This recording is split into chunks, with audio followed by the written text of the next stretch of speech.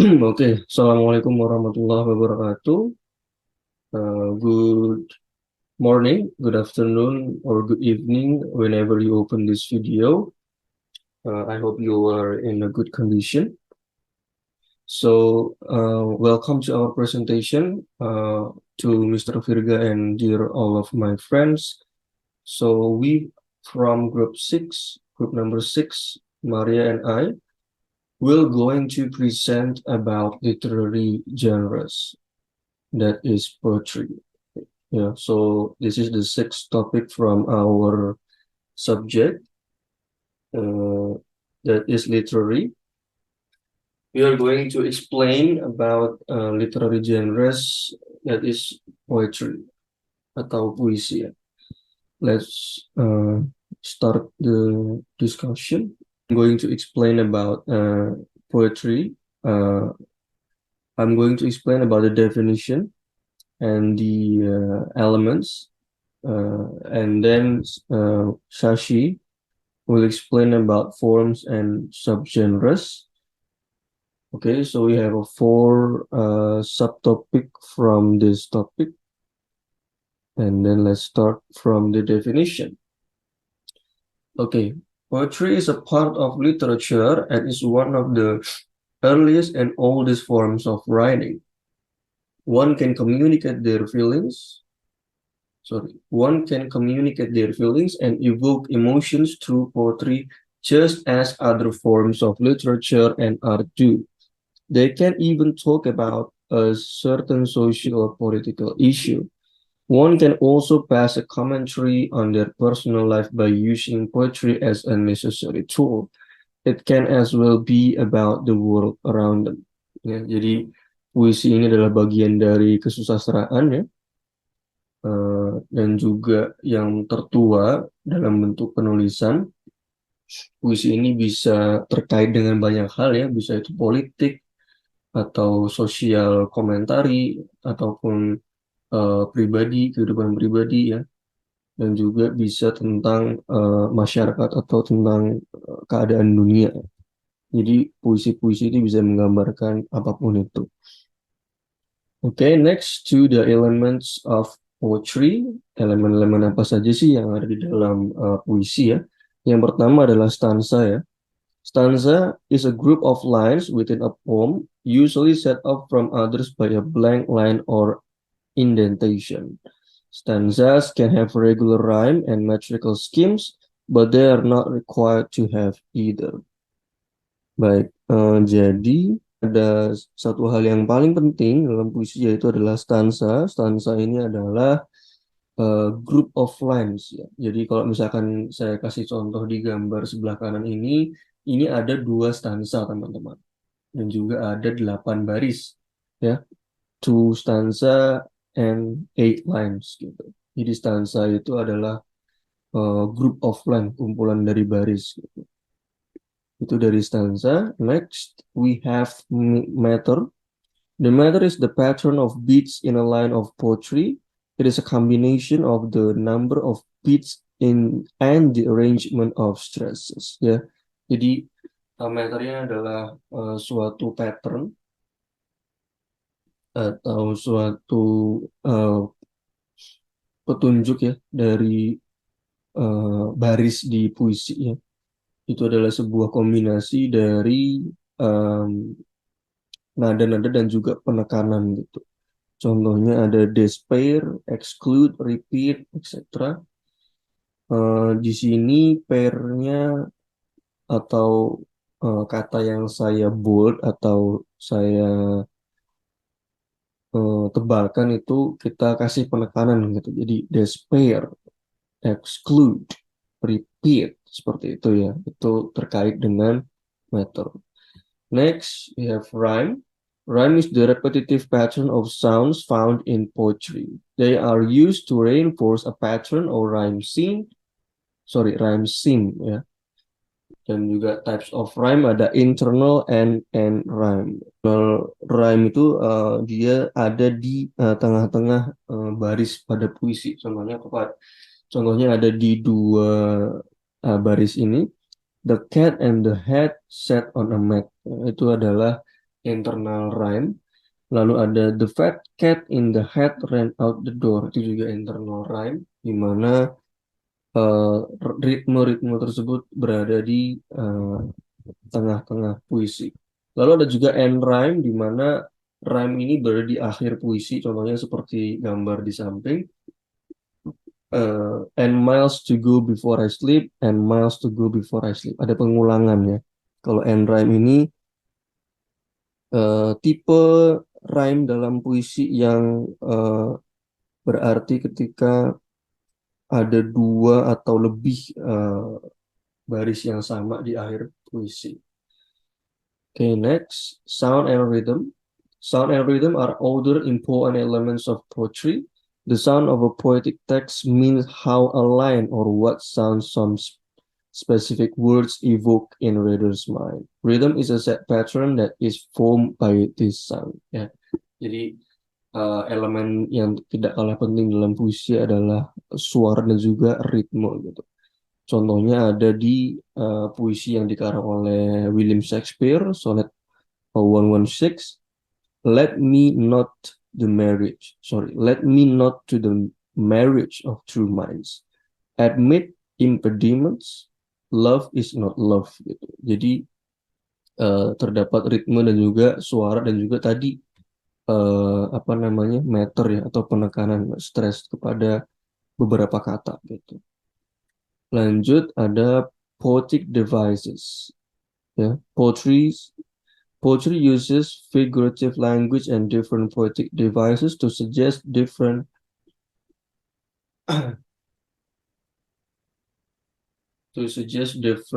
interpretation of words or to evoke their ideas that are not literally connected with the words. Sound devices such as alliteration, assonance, consonance, and onomatopoeia are used to create musical effects. Ya. Jadi ada beberapa figurative language atau bahasa-bahasa ya, dan beberapa penggunaan majas-majas tertentu ya untuk bisa menyusun sebuah puisi. Ada namanya alliteration. Alliteration ini adalah teknik yang membuat kita menyebutkan kata berulang. Lalu ada assonance, yaitu ketika dua atau lebih kata yang berdekatan menggunakan vowel yang sama.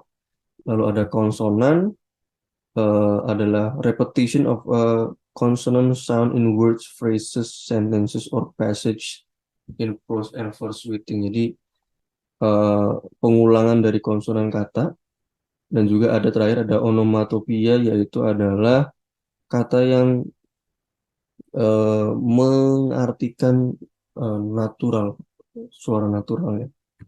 Selain itu juga poetic devices di puisi ini antara lain ada simile, ada metafor, ada repetition, ada enjambment, ada irony, ada personification ya, ada hiperbola. Jadi sama kayak majas ya kalau mungkin bahasanya.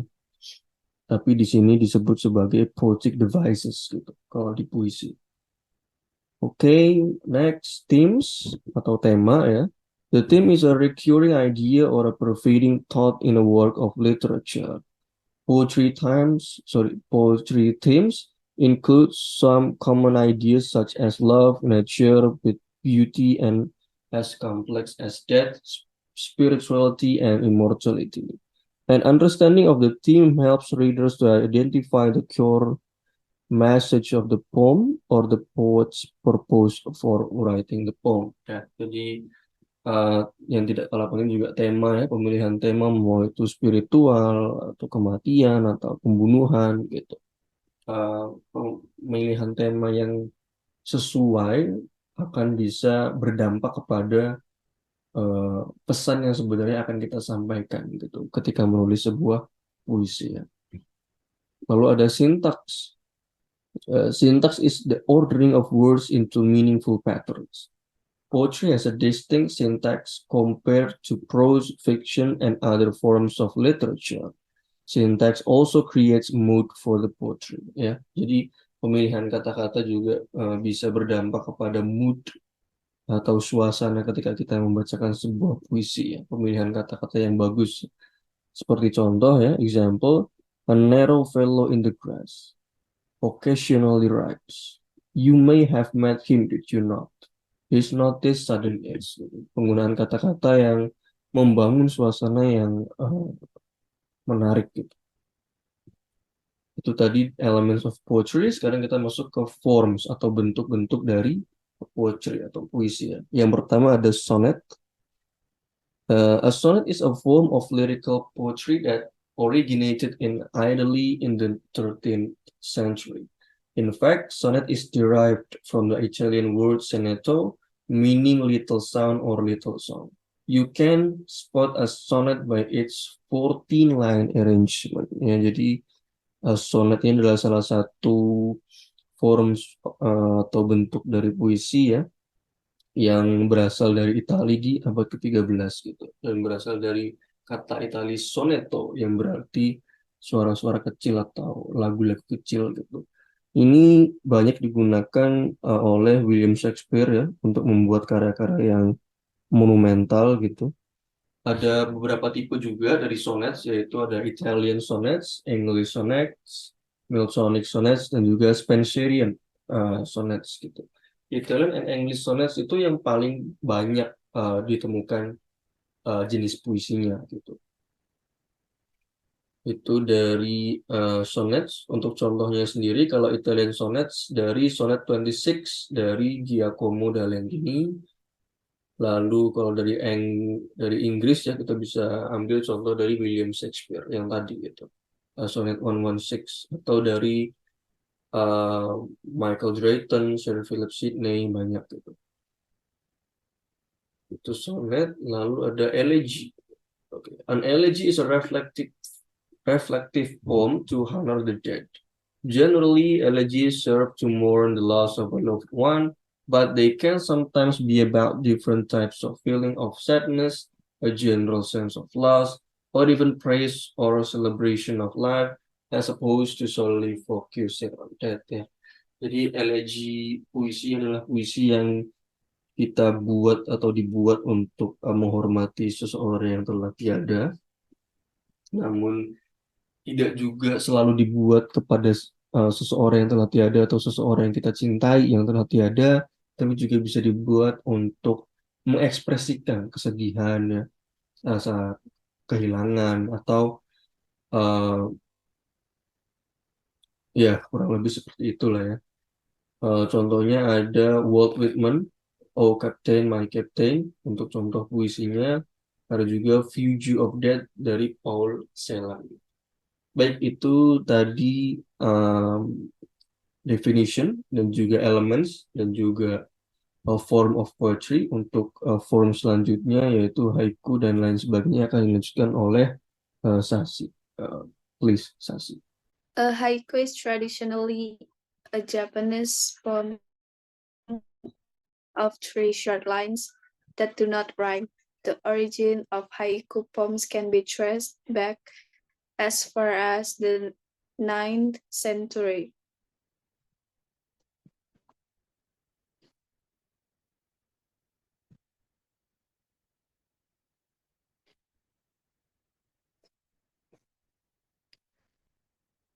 An ode is a form of lyric poetry that is written in celebration, dedication, appreciation, or reflection of something. Odes are almost always written about a significant event or someone or something that the poet admires. Odes were originally performed to music. The word ode comes from the Greek word oid, meaning to sing or chant.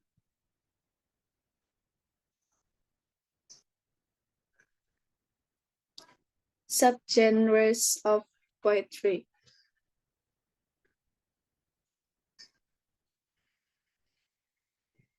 Narrative poetry.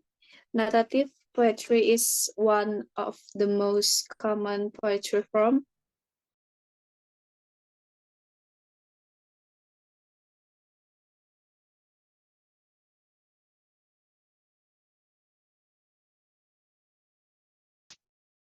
Methods such as rhyme, meter, and rhyming scheme. Usually, a narrative poem has a single speaker who is known as the narrator. A narrator is a person who recites the entire story from the beginning to the end.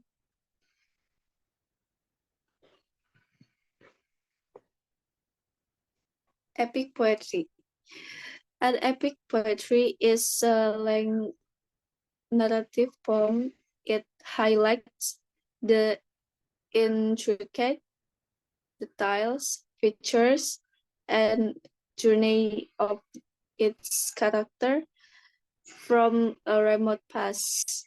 This long poem typically detail extraordinary feats and adventures of character from a distant past. Example of epic poems are Homer's Iliad and Odyssey.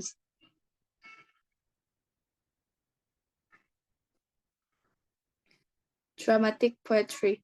Dramatic poetry is poetic form that tells a story to its readers and usually has a narrator. The most popular kind of dramatic poetry is a dramatic monologue. Another name for a dramatic monologue is the personal poem. Such type of monologue utilizes the first person point of view. This poem have a long speech. Example, Laila and Majnun and Khosrow and Sirin.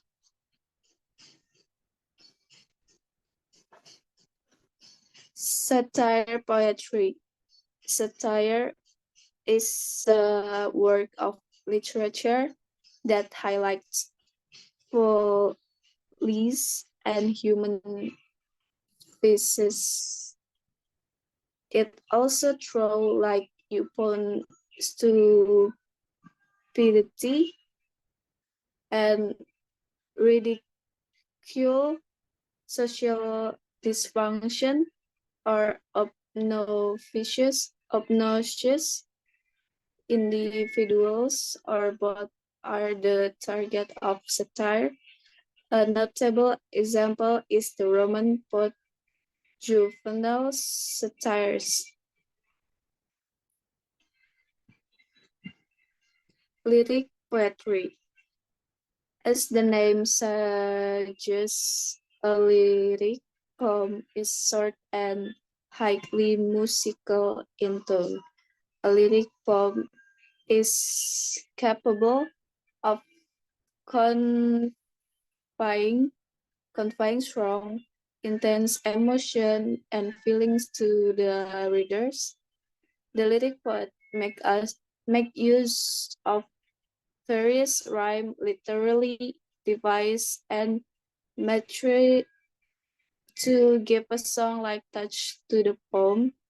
Notable poets in this genre include Christine de Pizan, John Donne, and Charles Baudelaire. Speculative poetry. Speculative poetry depicts or illustrates themes of science fiction and mythology. In layman's term, speculative means to be unsure or something one is uncertain about. Christina Rossetti's Goblin Market is an interesting example of speculative poetry. This poem draws our attention to the themes of temptation and redemption. Goblin Market is a story of two sisters visiting Goblin Market selling goblin fruits. It's all from us. Thank you for your attention and see you in the next presentation. Bye.